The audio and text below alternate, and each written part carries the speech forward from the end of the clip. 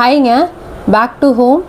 இன்றைக்கி கொஞ்சம் பேக்கிங் ஒர்க்லாம் இருந்துச்சு. ஸோ அந்த ஒர்க்லாம் முடிச்சுட்டு எல்லோரும் கிளம்பிட்டாங்க. வீட்டை வந்து பார்த்த கிச்சன் ரொம்பவே மோசமாக இருந்துச்சு. ஸோ அதெல்லாம் ரெடி பண்ணணும். ஃபஸ்ட்டு நம்ம போய் முடியெல்லாம் தூக்கி இழுத்து கட்டிட்டு வேலையை பார்த்தா தான் முடியும். அதனால் கிச்சன், அதுக்கப்புறம் வந்துட்டு பாத்திரம், அதுக்கப்புறம் வீடெல்லாம் கூட்டி மாப்பு போட வேலையெல்லாம் நிறையா இருந்துச்சு.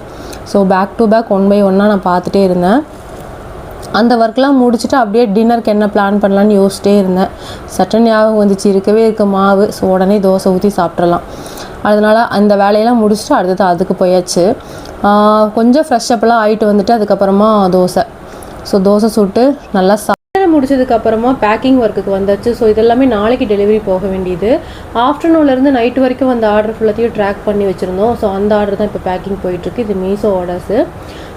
இதுக்கப்புறமா இன்னும் கொஞ்சம் ஒர்க் இருக்குது. ஸோ அதெல்லாம் முடிச்சுட்டு தூங்குறதுக்கு எப்படி பார்த்தாலும் 1 or 2 மணி ஆகிடும். ஆனால் இந்த ஒர்க்லாம் முடித்தோம் அப்படின்னா காலையில் ரொம்ப ஈஸியாக இருக்கும். தேங்க்யூ.